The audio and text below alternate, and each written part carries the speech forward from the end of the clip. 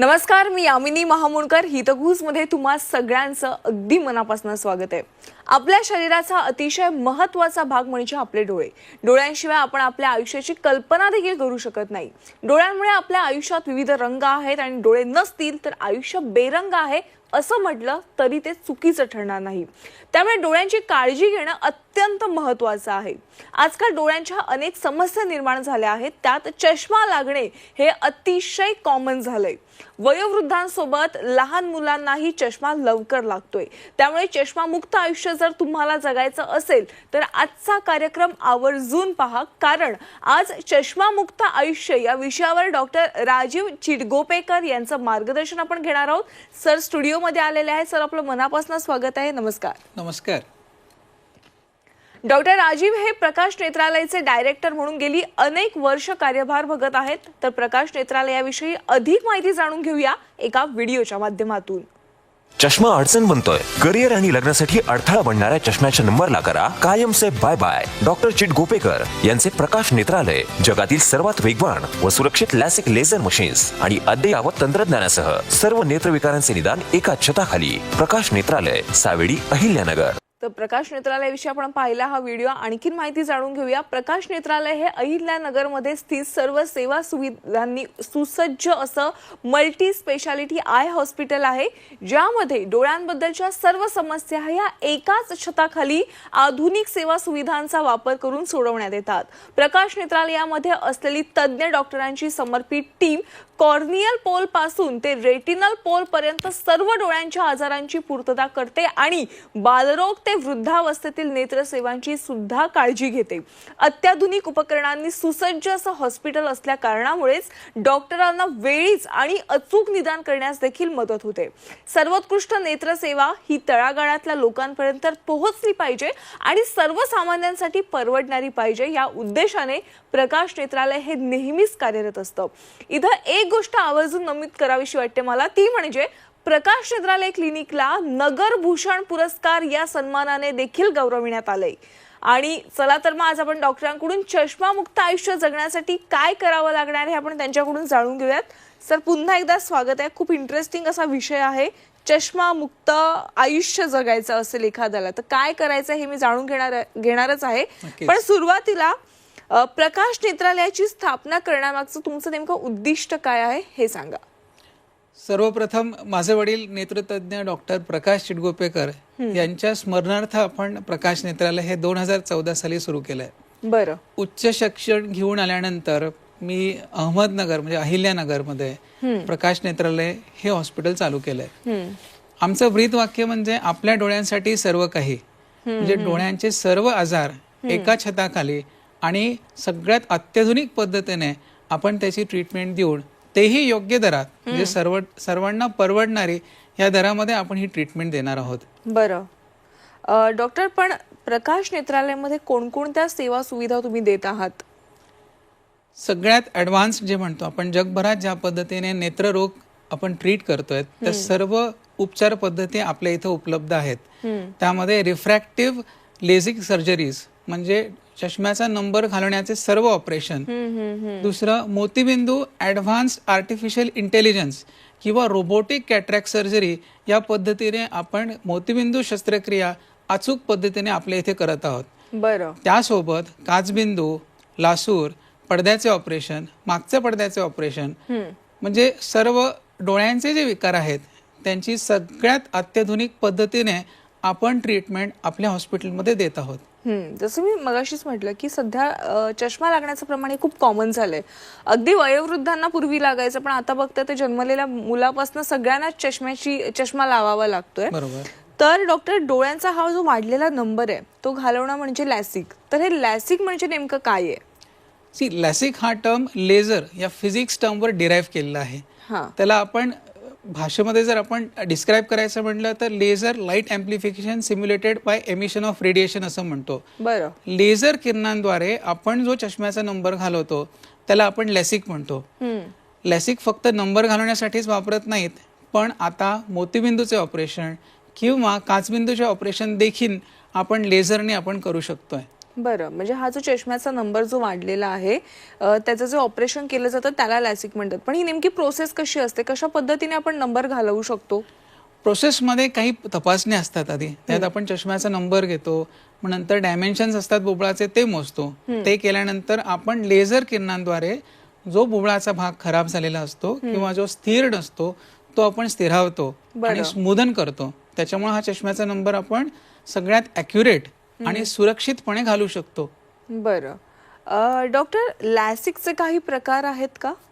लॅसिकचे मूळ 5 प्रकार आहेत. बरं. सर्वप्रथम जी लॅसिक टेक्नॉलॉजी डेव्हलप झाली होती ती 1982 मध्ये डेव्हलप झाली होती. त्याला रेडियल केराटेक्टॉमी म्हणायचे. त्याच्यानंतर मग PRK डेव्हलप झालं, मग लॅसिक, मग लेसर, नंतर मग स्माईल, सिल्क आणि आपण ट्रान्स PRK जे म्हणतो आपण स्मार्ट सरफेस टेक्नॉलॉजी, अशा विविध पद्धती आहेत ज्याच्याने आपण चष्म्याचा नंबर लेझर किरणांद्वारे घालू शकतो. बरं, आता सर्वसामान्य लोकांना इतकंच माहित असतं की पॉझिटिव्ह नंबर असतात वाढलेले आणि काही निगेटिव्ह नंबर असतात. पण किती नंबर पर्यंत आपण नंबर घालवणं शक्य आहे? लेझर या किरणांनी जे आपण लॅसिक करतो त्याच्यामध्ये -12 पर्यंत ते +6 डायोप्टर पर्यंत हा नंबर घालू शकतो. त्याच्यात जर कोणाला सिलेंड्रिकल नंबर असेल तर तो +6 डायोप्टरचा सिलेंड्रिकल नंबर पण लेझर किरणाने घालू शकतो.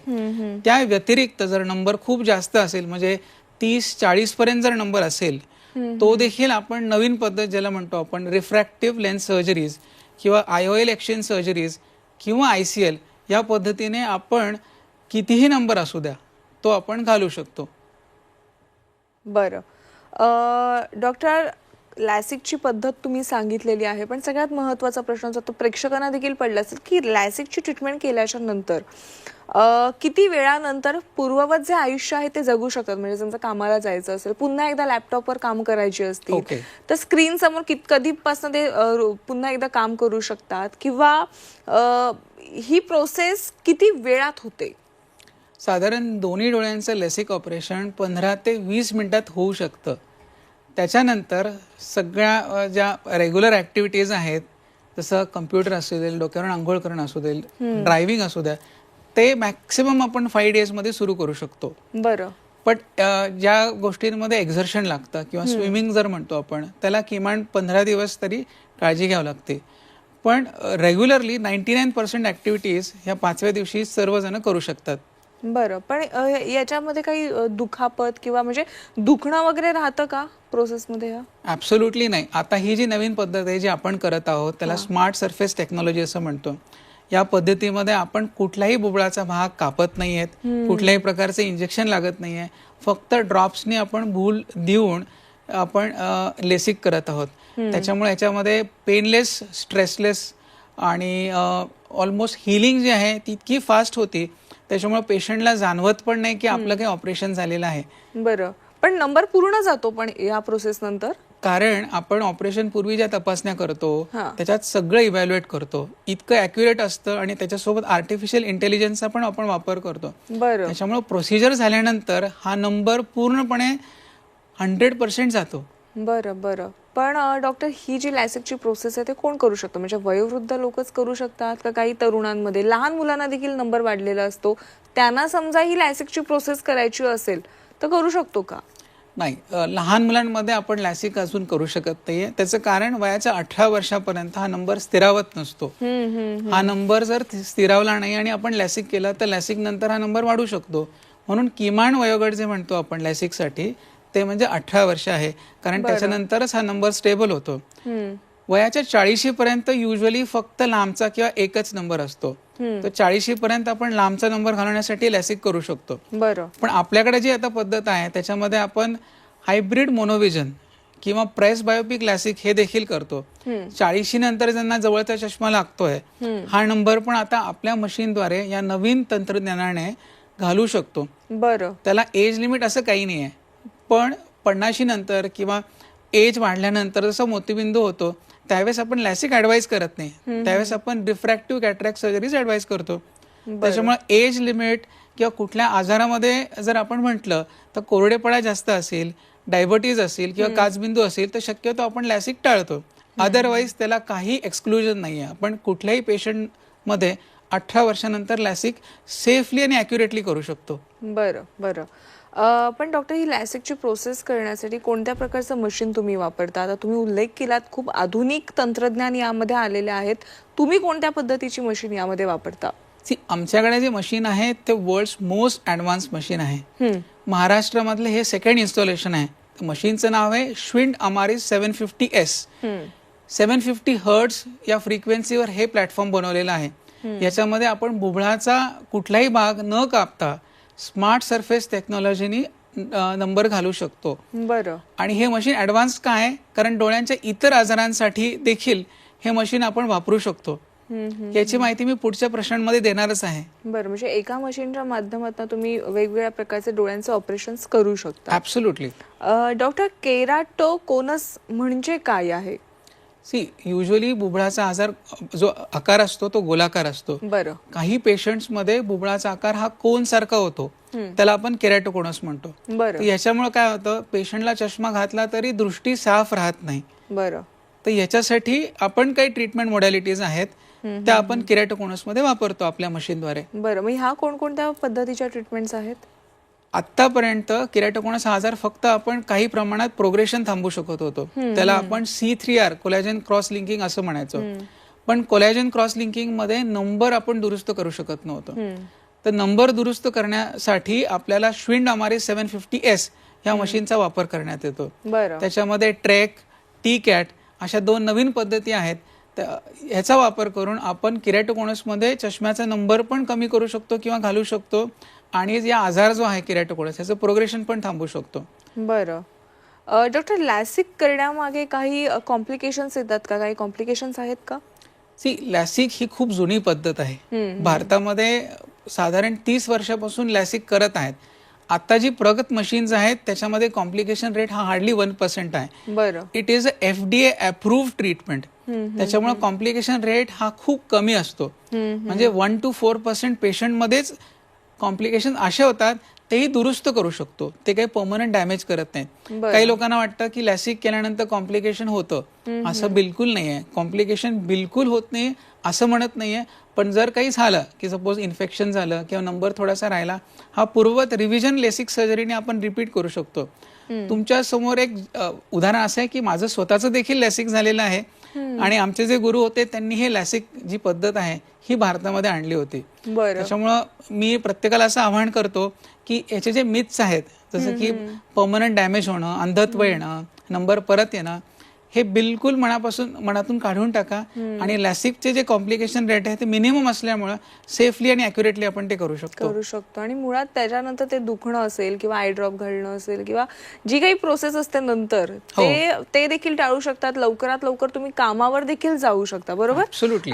डॉक्टर, प्रकाश नेत्रालयाबद्दल आपण मगाशी व्हिडिओ देखील पाहिले. आतापर्यंत खूप मोठमोठ्या सर्जरीज तुम्ही केलेल्या आहेत आणि सगळ्या सुखसुविधांनी परिपूर्ण असं हे रुग्णालय आहे. अत्याधुनिक अशा सगळे तंत्रज्ञान यामध्ये आहेत. तर आतापर्यंत प्रकाश नेत्रालयामध्ये कुठल्या सर्जरीज झालेल्या आहेत? अगदी विस्तृत मध्ये सांगा. साधारण 11 वर्ष झालेत आता हॉस्पिटलला. 11 वर्षामध्ये 12,000हून अधिक ऑपरेशन झालेले आहेत. बरं. त्याच्यामध्ये गुंतागुंतीचे मोतीबिंदू ऑपरेशन्स, काचबिंदूचे ऑपरेशन्स, कंबाईंड सर्जरीज, मागच्या पडद्याचे ऑपरेशन्स आणि आता रिफ्रॅक्टिव्ह सर्जरीज. म्हणजे ऑलमोस्ट सगळ्या ज्या आजार आहेत त्यांच्यावरची जी ट्रीटमेंट आहे ऑपरेशनद्वारे किंवा इंजेक्शन्सद्वारे आपल्या इथे झालेले आहेत. आणि हे जे ऑपरेशन झाले आहेत हे कन्व्हेन्शनल पद्धतीने नाही झालेत. हे नवीन जी पद्धत आहे ज्याला आपण रोबोटिक कॅटरॅक्ट सर्जरीज किंवा रोबोटिक सर्जरीज म्हणतो, ज्याच्यामध्ये आर्टिफिशियल इंटेलिजन्स हे टर्म सगळ्यांना माहित असेल, ह्याचा वापर करून सर्जनची इन्फॉर्मेशन आणि नॉलेज वापरून आपण या सर्जरीज करत आहोत. बरं. पण डॉक्टर, तुम्ही ज्या काही आता सर्जरीजचा उल्लेख केला आणि त्यामध्ये सगळ्यात महत्वाची आपण चर्चा केली लॅसिक विषयी. तर लॅसिक विषयी आम्ही असं ऐकलंय खूप महाग सर्जरी आहे. तर सर्वसामान्य लोकांना देखील हे परवडणारं पाहिजे. तर काही इन्शुरन्स कंपनीचे टॅप्स वगैरे आपल्या या प्रकाश नेत्रालयामध्ये आहेत का? आपल्याकडे साधारण 17 इन्शुरन्स कंपनीचे TPAs आहेत, म्हणजे इन्शुरन्सेस आहेत. लॅसिक ही कॉस्मेटिक सर्जरी आहे पण ज्यांचा नंबर 5,000 पेक्षा जास्त आहे ते इन्शुरन्समध्ये कव्हर केले जातात. बरं. काही पेशंटचं ज्यांचे इन्शुरन्स नाही आहेत, म्हणजे ज्यांनी इन्शुरन्स केलेले नाही आहेत, त्यांच्यासाठी आपल्याकडे EMI फॅसिलिटीज पण आहेत, ज्याच्यामध्ये आपण जसं एखादी गोष्ट बाजारात घ्यायला जातो तर ते आपण इझी EMIs मध्ये कन्वर्ट करू शकतो. Basic cost of the surgery इतकी कमी आहे की इतक्या वर्षात तुम्ही चष्म्यांमध्ये जेवढा खर्च केला आहे त्यामध्ये तुमचं लॅसिक सर्जरी होऊ शकतं आता. आणि it is a one time procedure. बरं बरं. डॉक्टर PTK म्हणजे काय आहे आणि ते कोणत्या रुग्णांमध्ये करता येतं? हे जे मशीन आपल्याकडे श्विन डामारे 750S आहे त्याच्यामध्ये PTK म्हणजे फोटो थेरप्युटिक केराटेक्टॉमी, ज्यांना डोळ्यांना इजा झालेली आहे किंवा नागिन कधीतरी आयुष्यात झालेला आहे, बुबळावरती जी टीक पडलेली आहे ती टीक घालवण्यासाठी आपण लेझर मार्फत ही टीक घालवतो, त्याला आपण PTK म्हणतो. बरं. सर, प्रकाश नेत्रालयामध्ये मगाशीच तुम्ही उल्लेख केला जवळपास 12,000पेक्षा जास्त तुम्ही सर्जरीज केलेल्या आहेत. असा एखादा अनुभव सांगा. खूप क्रिटिकल केस होती, अगदी सहजतेने तुम्ही ते यशस्वीरित्या अशी ती ट्रीटमेंट केलेली आहे, असा एखादा अनुभव सांगा. रिसेंटलीच आपल्याकडे एक 14 वर्षाचा मुलगा आला होता. त्याला डोळ्याला इजा झाली होती. डोळ्याला इतकी जास्त इजा होती म्हणजे आपण कंपास म्हणतो, आपण जे कंपास बॉक्स मध्ये शाळेत वापरतात ते पूर्ण राऊंडर डोळ्यात घुसलं होतं. बापरे. ते इतकं आतपर्यंत घुसलं होतं की ते तसं काढणं पण शक्य नव्हतं. आणि तसंच आपण जर OPD बेसिसवर ते काढलं असतं तर पूर्ण डोळा कामातून गेला असता इन्फेक्शनमुळे. तर ते ऑपरेशन आपण रिसेंटली केले, त्यात आपण ती जखम तर बरी केलीच, पण मागच्या पडद्याला जी इजा झाली होती, मागचा पडदा पण बऱ्या देखील फाटला होता, मोतीबिंदू पण तो झाला होता. या तिन्ही प्रोसिजर्स आपण 2 सर्जरीज मध्ये ह्या डिवाइड केल्या होत्या. आणि त्या पेशंटला साधारण 1.5 ते 2 महिन्यामध्ये आता त्या डोळ्यांनी चांगलं दिसायला लागलेलं आहे. वा वा. अशा मल्टिपल प्रोसिजर्स आहेत. ऍक्च्युली त्या आता सांगणं शक्य नाही आहेत, पण अशा गुंतागुंतीच्या साधारण 100हून अधिक ऑपरेशन्स आपल्या इथे केलेले आहेत, यशस्वीरित्या केले आहेत. नक्कीच. सर, प्रकाश नेत्रालयाद्वारे तुम्ही होम कन्सल्टेशन देखील देता, म्हणजे जे असे रुग्ण आहेत की ज्यांना हॉस्पिटलपर्यंत येता येत नाहीये, काही वयस्कर असतील किंवा काही दुखापतीमुळे त्रस्त असतील, अशा रुग्णांसाठी तुम्ही देखील होम कन्सल्टेशनची सेवा देता, तर त्याविषयी सांगा. कोविडमध्ये काय व्हायचं की पेशंटला हॉस्पिटलपर्यंत येणं शक्य नव्हतं, पण पेशंटला इमिजिएट नेत्र तपासणी किंवा ट्रीटमेंटची गरज असायची. अशा वेळेस मला हा विचार आला की आपण घरी जाऊन का पेशंट तपासू शकत नाही. पण याच्यामध्ये मेन अडचण अशी यायची की इक्विपमेंट खूप मोठे असायचे, साईजमध्ये कॅरी करणं सोपं नव्हतं ते. पण त्याच्यानंतर मग आपण पोर्टेबल इक्विपमेंट आणले, म्हणजे डोळ्याच्या चष्म्याचा नंबर काढण्यापासून डोळ्याचं प्रेशर मोजणे, मागचा पडदा बघणे, हे आता इक्विपमेंट्स इतके पोर्टेबल आहेत की ज्या पेशंटला खरोखरच हॉस्पिटलमध्ये येतात नाहीये काही कोमॉर्बिडिटीजमुळे, स्ट्रोकचे पेशंट म्हणजे पॅरालिसिसचे पेशंट असू दे किंवा ज्यांना दुखापत झालेली आहे, त्यांच्या आपण घरी हे इक्विपमेंट घेऊन जाऊन नेत्राची पूर्ण तपासणी आपण आता घरी देखील करू शकतो. होम कन्सल्टेशन आपण कोविड पासून सुरू केलेलं आहे आणि आतापर्यंत साधारण 150 पर्यंत आपण पेशंट्स घरी जाऊन तपासलेले आहोत. बरं. आतापर्यंत तळागाळातील लोकांना सुखसुविधा या मिळायला पाहिजेत किंवा चष्म्याच्या रिलेटेड ज्या काही समस्या आहेत, डोळ्यांच्या रिलेटेड ज्या समस्या आहेत, त्या सोडवण्यासाठी देखील तुम्ही काही मदत करता, सामाजिक कार्य करता, त्याविषयी सांगा. Rotary club of Ahmednagar integrity या क्लबचा मी अध्यक्ष आहे. बरं. त्यासोबत सक्षम ही दिव्यांगांसाठी काम करणारी ऑर्गनायझेशन आहे, त्याचं देखील मी जिल्हा अध्यक्ष आहे. तर या दोन्ही ऑर्गनायझेशन मार्फत आपण विविध कॅम्प्स घेतो, नेत्र तपासणी, स्कूल कॅम्प्स घेतो, हँडिकॅप मुलांसाठी कॅम्प्स घेतो. आतापर्यंत 300हून अधिक नेत्र तपासणी शिबिरं आणि विविध आजारांचे शिबिरं आपण घेतलेले आहोत. यामुळे काय होत आहे की आपल्या व्हॅनमध्ये या सगळ्या गोष्टी घेऊन जाऊन त्या ठिकाणी म्हणजे खेडेगावात जिथे पेशंटला येणं शक्य होत नाही आहे शहरापर्यंत किंवा जिथे लाईटची तशी पूर्णपणे सोय नाही आहे, तिथे जाऊन आपण तपासणी करून आणि ज्या पेशंटला किंवा शाळेतल्या मुलांना पुढच्या ट्रीटमेंटची गरज आहे त्यांना आपण आपल्या हॉस्पिटलमध्ये बोलून तिथे आपण पुढची ट्रीटमेंट देतो. म्हणजे त्यांना आपल्या इथे येणं शक्य होत नाही किंवा तो आजार मिस करत आहेत, तर आपण तिथे जाऊन ती तपासणी करून त्यांच्याच ठिकाणी ट्रीटमेंट देऊ शकतो. तर मी सांगितल्याप्रमाणे 300हून कॅम्प झालेले आहेत आपले. हे रोटरी क्लब ऑफ अहमदनगर आणि सक्षम या ट्रस्ट थ्रू झालेले आहेत. नक्कीच सर, आज तुम्ही हितगुजमध्ये आलात आणि प्रेक्षकांना चष्मा मुक्त आयुष्य कसं जगू शकतो याविषयी योग्य माहिती दिलीत, मार्गदर्शन केलं, त्याबद्दल आपले मनापासून आभार. धन्यवाद. थँक्यू. प्रकाश नेत्रालयाचे डिरेक्टर डॉक्टर राजीव चिटगोपेकर आज इथे आलेले होते आणि त्यांनी तुम्हा सगळ्यांना चष्मा मुक्त आयुष्य कसं जगायचं यावर योग्य माहिती दिलेली आहे. हितगुजमध्ये आज आपण इथेच थांबतोय. त्याच्या घडामोडींसाठी तुम्ही पाहत राहा झी 24 तास.